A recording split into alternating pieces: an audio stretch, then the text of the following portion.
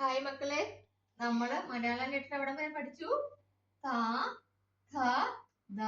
ഇന്നലെ എവിടെ പഠിച്ചു? ദ വരെ പഠിച്ചല്ലേ.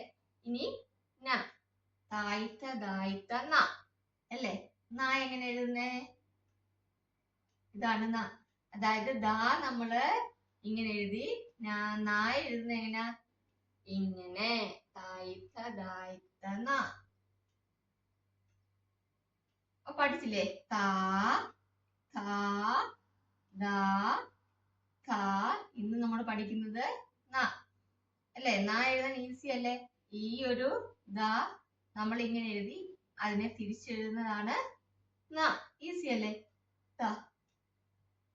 ഇങ്ങനെ എഴുതി അതിനെ കൂടെ ചേർന്ന് ഒന്നും കൂടി ഇങ്ങനെ എഴുതി ന അല്ലേ. ത, ഇഥ, ദ, ഇഥ, ന. അപ്പൊ നമ്മൾ എവിടെ വരെ വ്യഞ്ജനാക്ഷരങ്ങൾ പഠിച്ചു? അത് നമുക്കൊന്ന് നോക്കിയിട്ട് വരാം. എല്ലാരും ഇത് എഴുതി പഠിക്കണം കേട്ടോ. നിങ്ങൾക്ക് കൂടുതൽ ക്ലാസ് വേണമെങ്കിൽ കമന്റ് ചെയ്യുക കേട്ടോ. ക, ഖ, ഗ, ഘ, ങ,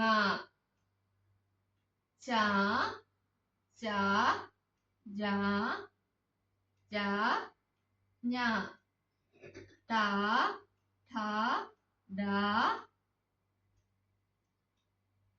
ഠ, ന, ത, ഇഥ, ദ, ഥ, ന. ഈ നായാണ് നമ്മൾ ഇന്നലെ പഠിച്ചത് അല്ലേ. ഈ വ്യഞ്ജനാക്ഷരങ്ങൾ തീരാൻ വേണ്ടിട്ട് പ, ഇബ, പ, ഇബ, മ ഇത്രേ ഉള്ളു കേട്ടോ. അപ്പൊ അത് നമുക്ക് അടുത്ത ക്ലാസ്സുകളിൽ പഠിക്കാം. ഓരോന്നോരോന്ന് പറഞ്ഞു തരുന്നത് എന്നാന്ന് വെച്ചാൽ നിങ്ങൾക്ക് ബുദ്ധിമുട്ടില്ലാതെ പഠിക്കാൻ വേണ്ടിട്ടാ കേട്ടോ. അപ്പൊ ഇരുന്ന് എല്ലാരും പഠിക്കുക. അടുത്ത ക്ലാസ്സിൽ കാണാം. ബൈ.